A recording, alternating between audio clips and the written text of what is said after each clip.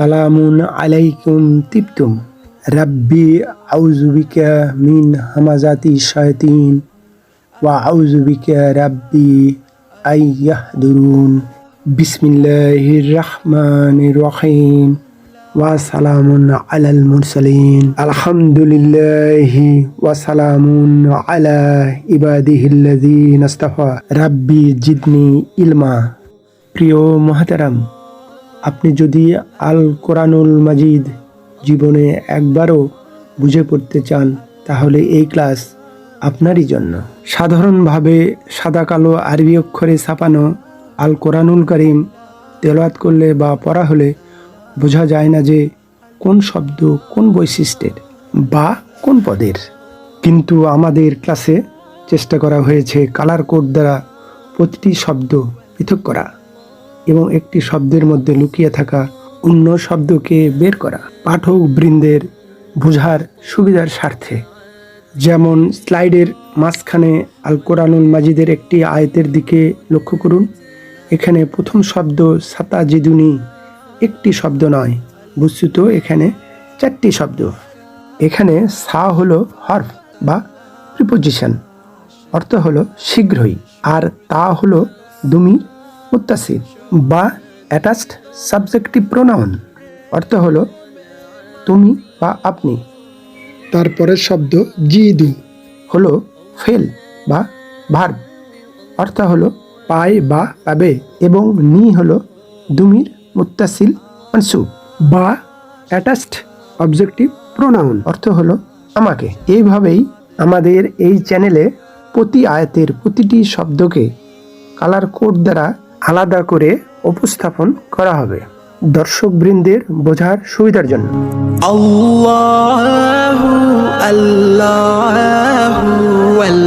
প্রিয় মুহতারাম, আজ শব্দে শব্দে পবিত্র আল কোরআনুল কারীমের 30তম পারার আমাদের 33তম ক্লাস।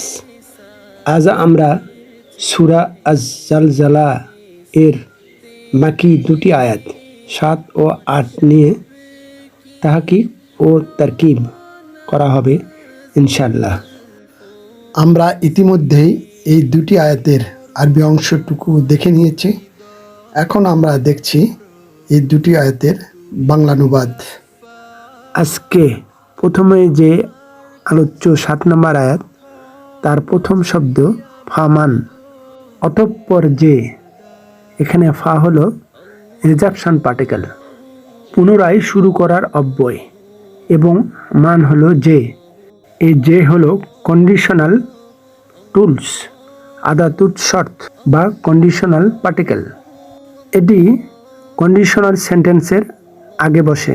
কন্ডিশনাল সেন্টেন্সের 3টি অংশ থাকে: আদাতুত শর্ত বা হরফু শর্ত, তারপরে থাকে ফেলু শর্ত এবং জবাবু শর্ত। এই জুমলাতুল শর্তিয়াতে যে ফেলগুলো থাকে তা সাধারণত মাজজুম হয়ে যায়, শুধু দুটি বাদে, ইজা ও লাউ। ইজা ও লাউয়ের বেলায় ক্রিয়ার কোনো পরিবর্তন হবে না। অন্যান্য আদাতুল শর্তের ক্ষেত্রে ক্রিয়া মাজজুম হবে। এই মাজজুম 3 ভাবে হয়ে থাকে।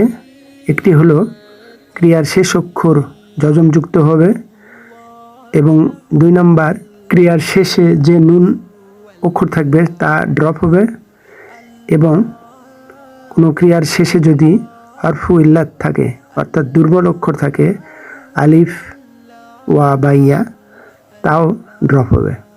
এই 3 ভাবে ক্রিয়া মাজজুম হয়ে থাকে। সব নিয়মগুলোই মুদারি ক্রিয়ার জন্য প্রযোজ্য।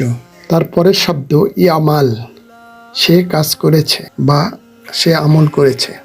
এটি 1 নম্বর গ্রুপের অন্তর্ভুক্ত সি সাবগ্রুপের একটি ক্রিয়া। আমিলা, সে কাজ করেছে। ইয়ামালু, সে কাজ করবে।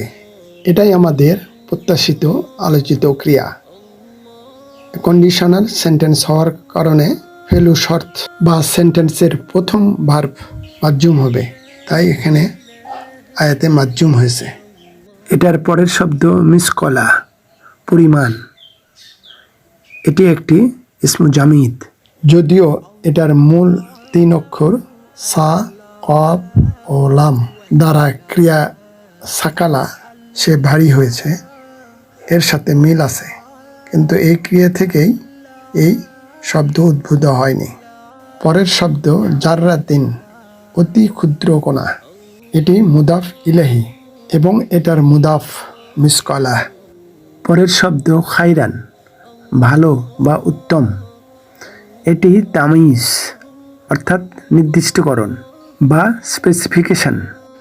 কার স্পেসিফিকেশন? ওই কাজের বা আমলের। কীরকম কাজ বা কীরকম আমল? উত্তম কাজ, ভালো কাজ। এইরকম শব্দকে কোরআনিক গ্রামারে তামিজ বলে, যা মাইয়াজা ক্রিয়ার মাজদার। নির্দিষ্টকরণ। তামিজ সাধারণত মানসুব হয়ে থাকে, অর্থাৎ জবর বিশিষ্ট হয়ে থাকে। পরের শব্দ ইয়ারাহু। বেসিক্যালি এখানে দুটি শব্দ, একটি হলো 1 নম্বর গ্রুপের অন্তর্ভুক্ত জি বা ওয়াই সাবগ্রুপের একটি মোদারি ক্রিয়া। র আ, সে দেখে, এবং অন্যটি হলো অ্যাটাচড পসেসিভ প্রোনাউন হু, তাকে। র আ, সে দেখেছে। ইয়ারা, সে দেখে, দেখবে। এটাই আমাদের প্রত্যাশিত, আকাঙ্ক্ষিত, আলোচিত শব্দ। আগেই বলা হয়েছে যে এটি একটি কন্ডিশনাল সেন্টেন্স। সেই সূত্র অনুসারে এই ক্রিয়াটি, এই শব্দটি হলো একটি জবাবুর শর্ত। এই জন্য এটা মাজ্জুম হয়েছে, অর্থাৎ ডট প্লেস ইয়াটা বা আলিফ মাকসুরা ড্রপ হয়েছে। এই ক্রিয়ার ট্রান্সফরমেশনগুলো আগের ক্লাসে আমরা শিখেছি, যদিও এই ক্রিয়ার ট্রান্সফরমেশনগুলো একটু জটিল। এগুলো ভালোভাবে বুঝতে হলে প্র্যাকটিসের বিকল্প নাই, বেশি বেশি প্র্যাকটিসের প্রয়োজন।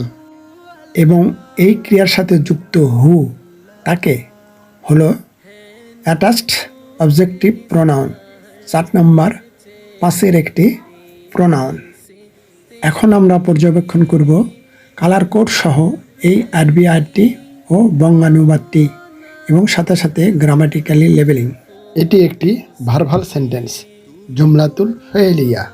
তারপর আমরা দেখব 8 নম্বর আয়াতের প্রথম শব্দ ওয়া এবং হরফ আতফিন। তারপর এই আয়াতের পরের শব্দগুলো সবই আগের আয়াতের সেম টু সেম, শব্দগত ও ব্যাকরণগত। শুধু ব্যতিক্রম খায়রানের জায়গায় শাররান হয়েছে, মন্দ বা খারাপ। এখানেও শাররান তামিজ হিসেবে ব্যবহার হয়েছে, কাজকে স্পেসিফাই করেছে। কীরকম কাজ? মন্দ কাজ, খারাপ কাজ। কাজকে নির্দিষ্টকরণ করা হয়েছে। এখন আমরা পর্যবেক্ষণ করব কালার কোড সহ এই আরবি আয়াতটি ও বঙ্গানুবাদটি এবং সাথে সাথে গ্রামাটিক্যালি লেবেলিং। এটিও একটি জুমলাতুল ফেলিয়া, ক্রিয়াপ্রধান বাক্য। প্রিয় মোহতারাম, আজ এই পর্যন্তই। অমা তৌফিকি ইল্লা বিল্লাহ, আলাইহি তাওয়াক্কালতু ওয়া ইলাইহি উনীব। এই চ্যানেলটি ভালো লাগলে প্লিজ একটি লাইক দিন, সাবস্ক্রাইব আইকনটিতে প্রেস করুন, পাশের অল আইকনটিতে ক্লিক করুন। মাশা আল্লাহ, লা কুওয়াতা ইল্লা বিল্লাহ। আসসালামু আলাইকুম ওয়া রাহমাতুল্লাহ। আল্লাহ হাফিজ।